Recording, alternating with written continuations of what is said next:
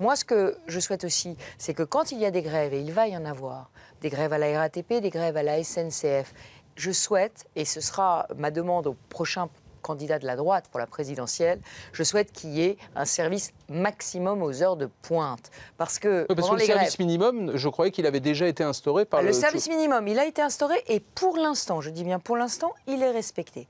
Donc nous avons à peu près un train sur 2 ou 2 trains sur 3 sur les lignes qui font grève. Pour l'instant, je travaille à un scénario catastrophe où le service minimum lui-même ne serait plus appliqué.